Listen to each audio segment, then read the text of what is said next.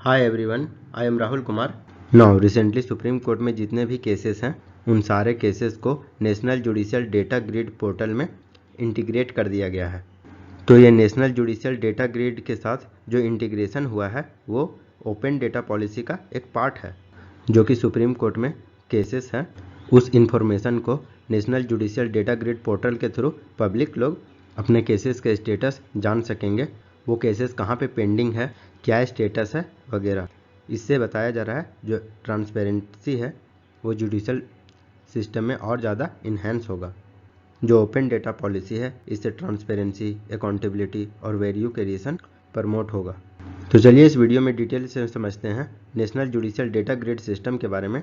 ये किसके द्वारा डेवलप किया गया है, इसके क्या सिग्निफिकेंस हैं, करेंट में कितने केसेस हैं वो पेंडिंग है, ई कोड प्रोजेक्ट को लेकर के और कौन कौन से इनिशिएटिव्स लिए गए हैं और भी बहुत कुछ। तो चलिए वीडियो को शुरू करते हैं। लेकिन शुरू करने से पहले एक क्वेश्चन जो कि यूपीएससी के प्रीलिम्स 2017 में पूछा गया है। बताना है इंडिया में जुडिशियल रिव्यू का क्या मतलब होता है।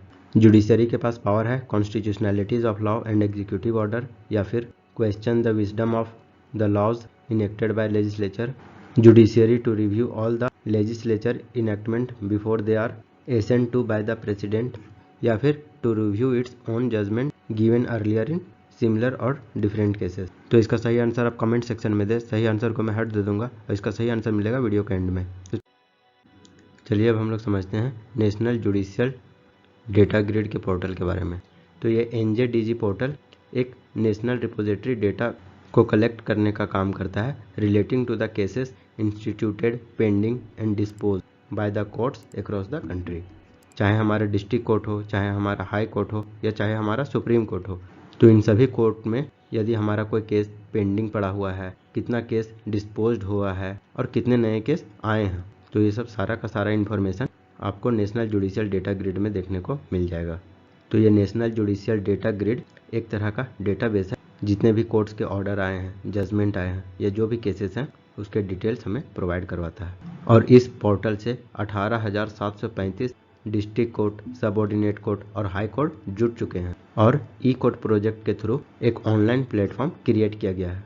इस पोर्टल के की फीचर्स का बात करें तो इस पोर्टल में रियल टाइम में डेटा को अप टू डेट किया जाता है। यहाँ से बारीक डेटा तालुका लेवल तक इस पोर्टल में आप लोगों को देखने को मिलेगा। इस national judicial data grid system को ई कोर्ट प्रोजेक्ट के पार्ट 2 फेज में इसको बनाया गया है और ये एक तरह का सेंट्रली स्पॉन्सर्ड स्कीम है। कहने का मतलब इसमें सेंटर और स्टेट दोनों के द्वारा फंडिंग दिया गया है। करेंटली जो भी लिटिगेंट है वो अपने केसेस के स्टेटस को, उसके इन्फॉर्मेशन को एक्सेस कर सकते हैं और बताया जा रहा है इसमें 23.81 करोड़ केसेस और मोर देन 23.02 करोड़ ऑर्डर्स और जजमेंट को इस पोर्टल के थ्रू प्रोवाइड करवाया जा रहा है। इसके डेवलपमेंट का बात करें तो इस प्लेटफॉर्म को नेशनल इंफॉर्मेटिक्स सेंटर के द्वारा डेवलप किया गया है in close coordination with the in house software development team of the computer cell. और इसके डेवलपमेंट में रजिस्ट्री ऑफ सुप्रीम कोर्ट का भी हेल्प किया गया है। चलिए अब हम लोग बात करते हैं नेशनल जुडिशियल डेटा ग्रिड के क्या सिग्निफिकेंस है। तो नेशनल जुडिशियल डेटा ग्रिड एक मॉनिटरिंग टूल की तरह वर्क करेगा, जो कि केसेस को आइडेंटिफाई करेगा, मैनेज करेगा और रिड्यूस करेगा केसेस के पेंडेंसी को। यह जुडिशियल प्रोसेस में यदि किसी तरह का बाधा आती है तो उसको पहचान करने में मदद करेगा। जैसे एग्जाम्पल के लिए यदि कोई पर्टिकुलर स्टेट में लैंड डिस्प्यूट बढ़ जाता है तो इससे पॉलिसी मेकर को यह देखने में मदद मिलती है कि क्या लैंड डिस्प्यूट के लॉ को और ज़्यादा स्ट्रेंथन करने की ज़रूरत है। कुल मिलाकर इस पॉलिसी मेकर को पॉलिसी बनाने में भी हेल्प मिलेगा। थर्ड सिग्निफिकेंस की बात करें तो यह पर्टिकुलर एरियाज़ के लॉ को इनपुट जनरेट करने के लिए भी हेल्प करेगा। जैसे कि एग्जाम्पल में देखें तो लैंड डिस्प्यूट से संबंधित मामलों को ट्रैक करने के लिए 26 स्टेट में लैंड डेटा रिकॉर्ड को बनाया गया है और उसको नेशनल जुडिशियल डेटा ग्रिड से जोड़ा गया है। केसेस के करंट पेंडेंसी स्टेटस का बात करें तो 2023 में सुप्रीम कोर्ट में 64,854 केसेस जो रजिस्टर्ड हुए हैं वो पेंडिंग में पड़े हुए हैं। और सिर्फ अगस्त 2023 का बात करें तो सुप्रीम कोर्ट में 5412 केसेस फाइल किए गए हैं, जिसमें से 5033 केसेस डिस्पोज्ड हुए हैं और 583 केसेस था वो 3 जज बेंच में चले गए हैं और 288 केसेस 5 जज बेंच में, 21 केसेस 7 जज बेंच में और 135 केसेस 9 जज बेंच में पेंडिंग पड़े हैं। और जितने भी केसेस हैं वो सारे के सारे सिविल केसेस जो कि सुप्रीम कोर्ट में पेंडिंग पड़े हैं। ये 3 जज बेंच, 5 जज बेंच, 7 जज बेंच होते हैं ये। जैसे कि मान लीजिए सुप्रीम कोर्ट में कोई केसेस पड़ा और वो केसेस सिंगल जज से सॉल्व नहीं हुआ, तो हम लोग आगे में 3 जज को चूज करेंगे, तभी वो डिसीजन मेजोरिटी हो सकता है। तो हमेशा ऑड नंबर ही चूज करेंगे। तो 3 जज बेंच में क्या होगा, 2 हाँ करेगा, 1 ना करेगा, या फिर 2 ना करेगा, 1 हाँ करेगा। और यदि इस केसेस को और हायर बेंचेस में लाना जाना है तो 3 के बाद नेक्स्ट हो जाएगा 5 जज बेंच, और उसको फिर से फर्दर और हायर लेके जाना है तो उसको 7 जज बेंच में चला जाएगा, और फर्दर और ज़्यादा हायर जाना है तो 9 जज बेंच, ऐसे करके चलता चला जाता है। आई होप यहाँ तक आप लोग को समझ में आ चुका होगा। तो चलिए ई कोर्ट प्रोजेक्ट्स के बारे में, कुछ अदर इनिशिएटिव्स के बारे में भी जानते हैं। तो पहला है ओपन सोर्स सॉफ्टवेयर। तो ये केस इन्फॉर्मेशन सॉफ्टवेयर है। ये ओपन सोर्स सॉफ्टवेयर के बेस पर बनाया गया है और इसको नेशनल इन्फॉर्मेटिक्स सेंटर NIC के द्वारा डेवलप किया गया है। सेकंड है national judicial data grid base, जिसके बारे में अभी हम लोग डिटेल में बात किए हैं। इसमें ऑर्डर्स, जजमेंट, केसेस का एक डेटाबेस क्रिएट किया जाएगा under E court project. Third है access to case status information. ये एक ओपन एप्लीकेशन प्रोग्रामिंग इंटरफेस है जिसको 2020 में क्रिएट किया गया था। इसमें centre, state, even local bodies भी नेशनल जुडिशियल डेटा ग्रिड को एक्सेस कर सकेंगे और जो केसेस पेंडेंसिंग पड़े हुए हैं उसको इम्प्रूव कर सकेंगे और कॉम्प्लायंस को ईज कर सकेंगे। फोर्थ है improvisation of network. Wide area network project के तहत 99.4% जो कोर्ट कॉम्प्लेक्सिटीज है उसको कनेक्ट किया जाएगा across India with an improved bandwidth speed. और लॉयर और जजेस के लिए electronic case management tool create किया गया है। ये एक मोबाइल ऐप है ताकि केसेस को और भी ज़्यादा हैंडल किया जा सके अच्छी तरीके से। फिफ्थ, वर्चुअल कोर्ट की बात करें तो 21 वर्चुअल कोर्ट बनाए जा रहे हैं इन 17 स्टेट्स एंड यूटीज़ में, ताकि ट्रैफिक चालान के केसेस को हैंडल किया जा सके। और अभी तक more than 2.4 crore cases handle किए जा चुके हैं 21 वर्चुअल कोर्ट के थ्रू। नेक्स्ट है वीडियो कॉन्फ्रेंसिंग। इसके तहत कोर्ट कॉम्प्लेक्सेस और जो कोरस्पेंडिंग जेल होता है इसके तहत ऑनलाइन कैदी की पेश किया जाता है।